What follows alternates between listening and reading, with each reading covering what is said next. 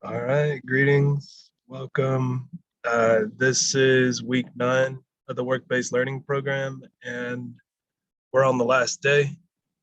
We're going to be talking about monkey mind at the border, um, a concept passed on to me by Mazin Jamal, who is a co-founder of Holistic Underground. Last year, they did how do I call it? Well, they had a program called Alter, and it was all about like helping the coach like Black folks who wanted to like deepen their like self mastery practices, as well as um, yeah, just figuring out how to like bring their dreams into reality with like help from coaches. Really good stuff passed on through that, and so um, I will be playing some of Mazin's videos, going over some of the um, spreadsheets, or not spreadsheets, but handouts that I have for you all related to this stuff. And that'll be the day.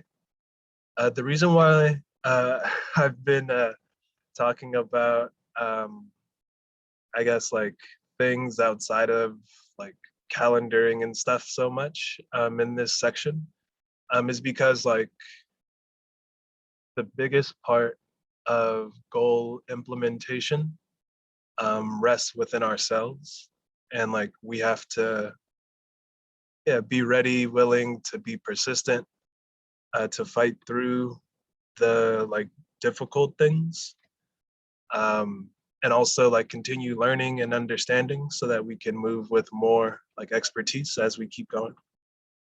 Um, so yeah, we'll hop into this like monkey mind at the border to help give some more like tools for everyone and understanding about like what happens when we're trying to reach for our goals. Like what do we need to be keeping into account? Um, and I'll reshare my screen for a second just to make sure it's set up for sound. And let's hop.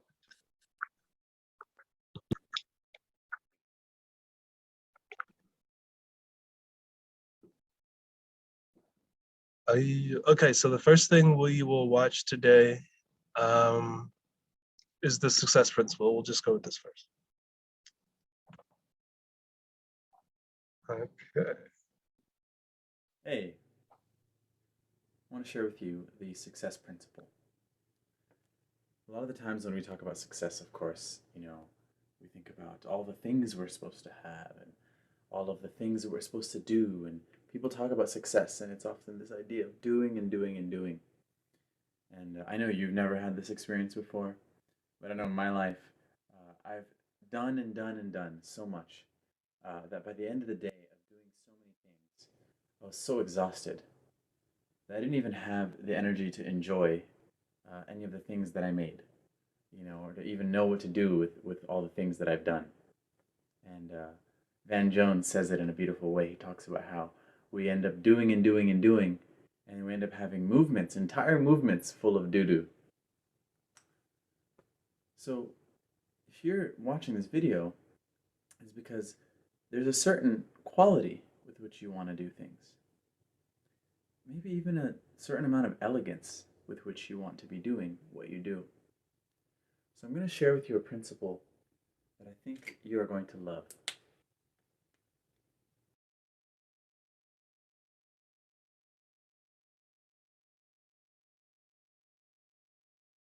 This is a very specific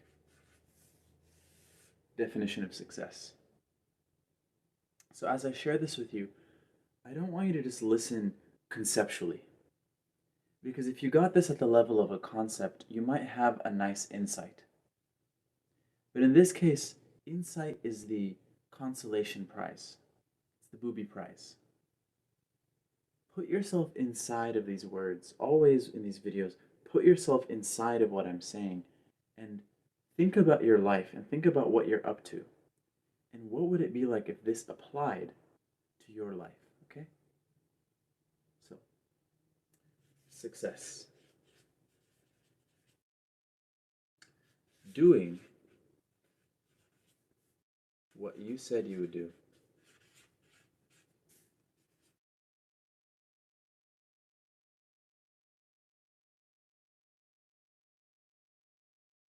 consistently.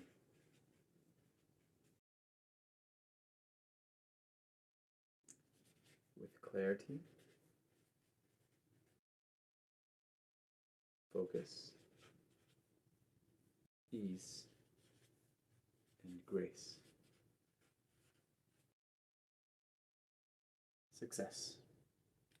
Doing what you said you would do consistently with clarity, focus, ease, and grace.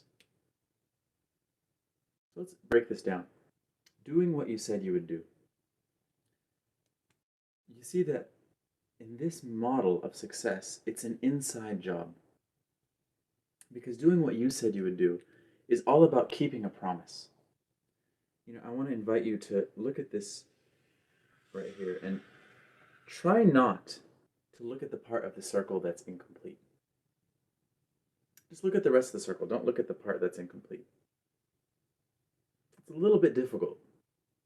And the reason is because as human beings, our brains are designed to seek out incompletion. We find fulfillment, we find satisfaction in the completion of this circle.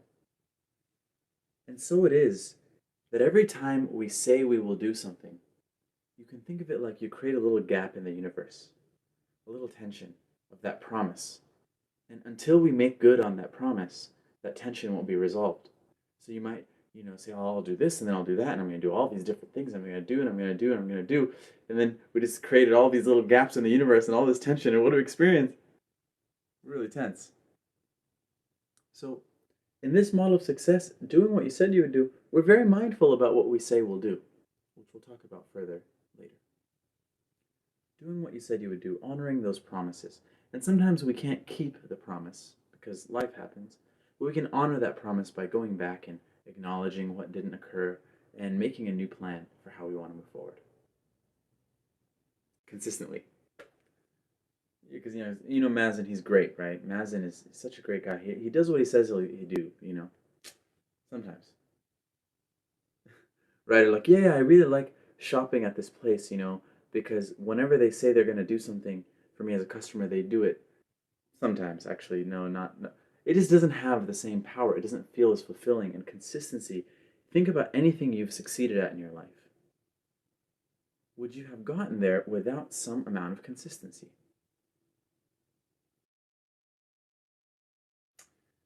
With clarity, focus, and grace. And this is where it really makes the biggest difference, because you can do consistently, and still become a doing machine. But if you want to have a certain level of quality in life, right, so that we're not just doing and doing, but we're being a certain way with what we do, this is where we begin. Clarity.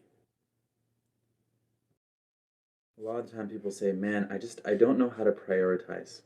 I just need to practice prioritization. Before a few decades ago, there was no such thing as priorities with an S at the end. There was only ever a priority, one, that which comes before everything else. So when we say I need to prioritize, what we really mean is I want to have clarity on what's most important to me and what has meaning. Because look, we all, can do and do and do and do a million things in a day, and then look back on the day and ask, like, did I even do the most important thing? The thing that's really going to give me that satisfaction. So clarity is the starting point for this. Seeing what's most important to you and what has the most meaning, because time is finite. Life is finite. The beautiful part of this human life is that we get one of it. Or so they say. So clarity is about knowing what's most important and what's meaningful. And when we have clarity, we can then focus. Focus, if you talk to any successful person, one of the things that they will probably tell you is how important it was for them to focus. So when you're clear on what's most important, you can focus your awareness, your attention, and your energy, your resources on that which is most important to you. focus. It's like you choose what it is that's most important, and then you can then hone in. Because when we focus before we've gotten clarity, we can be focusing in the wrong direction. But focus is about using what you have to the most ends, to the greatest possible good. Ease. First of all, if you've gotten clear on what's most important and you've been focusing on what's most important to you consistently, that's already going to bring about a little bit of ease. But people hear ease and they're like, Mazin, don't talk to me about ease, okay? You don't know my life. You don't know what I've been through. You don't know da da da da. And I want to tell you some good news. Ease is not the same as easy. In fact, you can work hard with ease. The opposite of ease is not hard. The opposite of ease is struggle.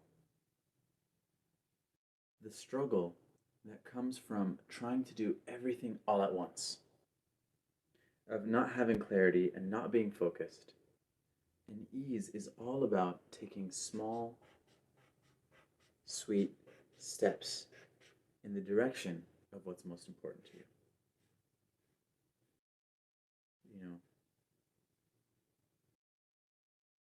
We can try to go towards what we want and just push and be driven. But what ends up happening is we overpromise. When I work with people who are writing books, at the beginning they're always like, I'm going to set a goal. I'm going to write 10 pages a day. I'm going to set aside 8 hours. I'm going to sit down in one sitting, just have water, and maybe I'll go to the bathroom. Maybe not. I'm just going to write and 10 pages a day, right? I'm like, no, it's going to be very difficult. People insist. And they'll come back in a week, and maybe they write 5 pages in that whole week. But if you write half a page a day, right? Half a page a day, it's not that intimidating to our brains.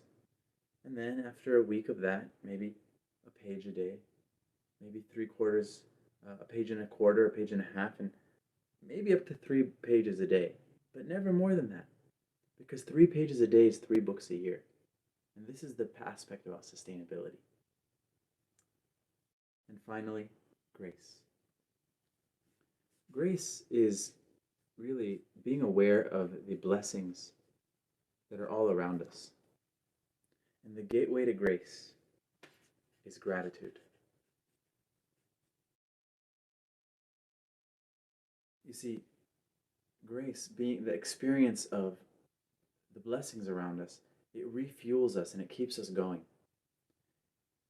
We can do and do and do, but this is the point where we actually enjoy this life and enjoy all of the things that we've done, where we actually get to savor the sweet flavor of success.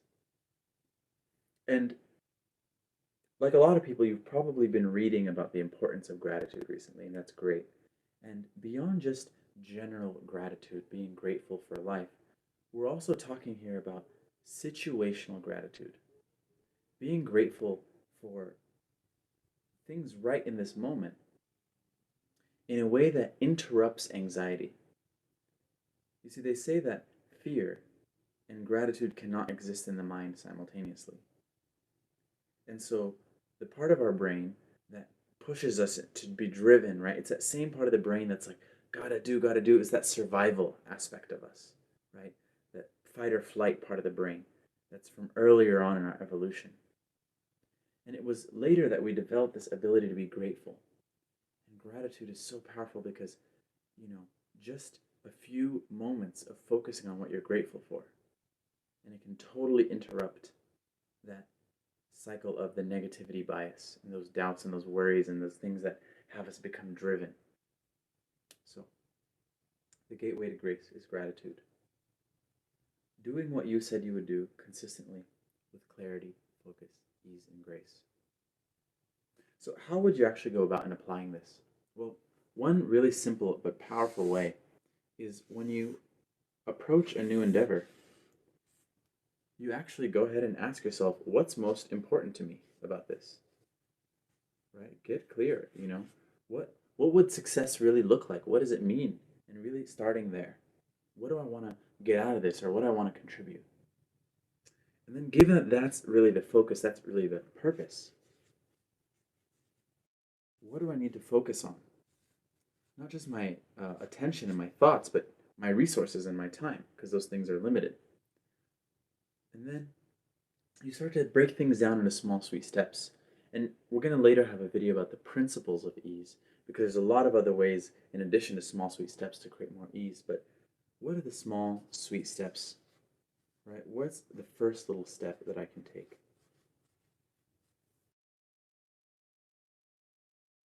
And then all along the way, to experience that grace is taking pauses, taking moments to experience gratitude, to be grateful for this work, this journey that we are on, right?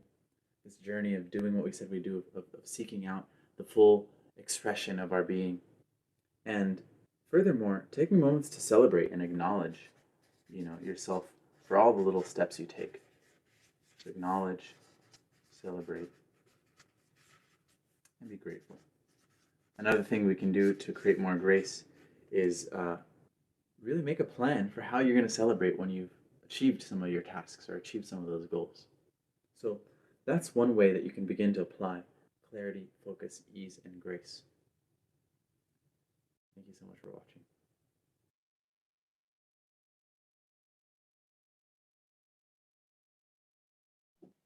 All right, y'all. I hope that hit for you. It always does for me.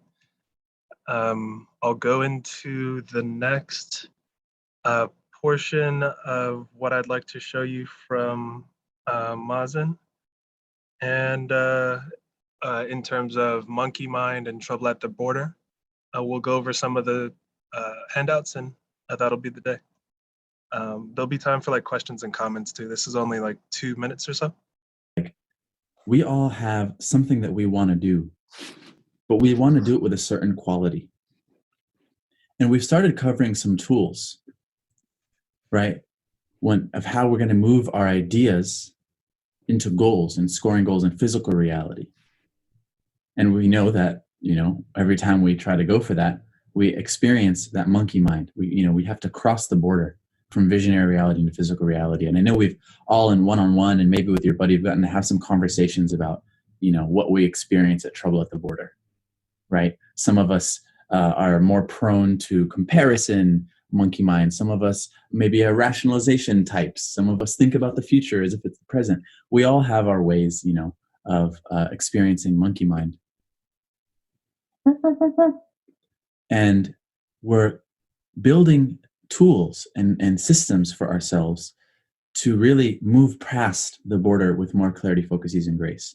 So taking our ideas and turning them into visions, for example, having a really clear vision inspires us to get across the border. And we're going to talk today about authentic vision, really a vision that inspires and moves us and our teams. There's a certain kind of vision that really works psychologically. We've also built the skill of observing monkey mind, right? Think about even just since we first started talking about monkey mind, what conversations you no longer buy into anymore, right? That like used to be like, oh my God, this is serious. And now you're just like, oh, monkey mind, right? Just that simple ability to observe it. We've talked about the principle of ease, taking small, sweet steps, acknowledging ourselves along the way, giving ourselves a pat on the back. We've talked about the green lens, how we can create a space with others where their monkey mind is quieted and they feel their voice of wisdom come out. And we talked about the art of acknowledgement, among other things. So I want everyone to pull out your notebook right now and let's just do. All right, so that was a quick blurb. Curious to hear how you all are feeling about what Mazin shared with us through these videos.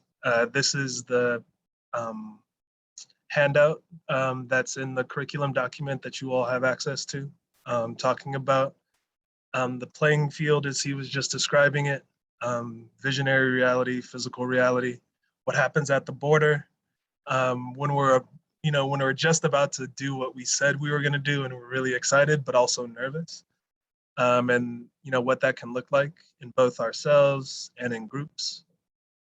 And then the second handout is some symptoms of monkey mind.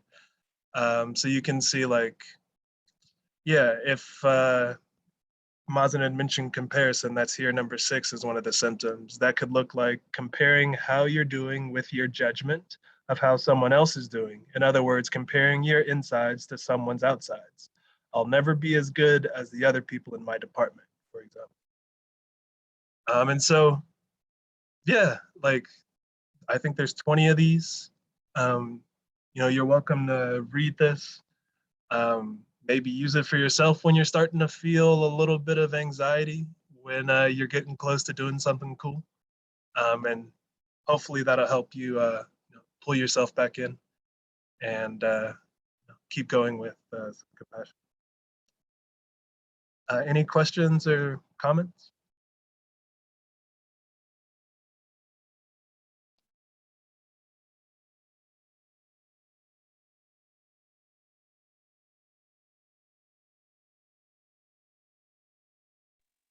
Yeah, I really love his point of ease over easy, and how ease is just the opposite, the counter to struggle.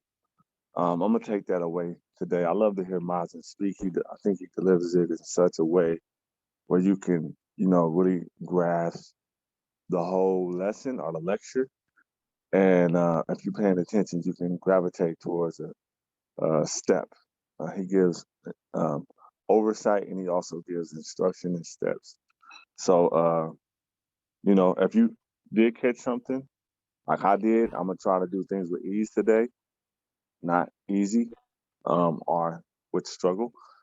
That's what I'm gonna do. If you caught something, try to apply it. But if you can go back and watch it again, try to catch one step that Mazin gave. And I'm gonna go with ease today. And thank you for playing that, brother. I needed to hear that.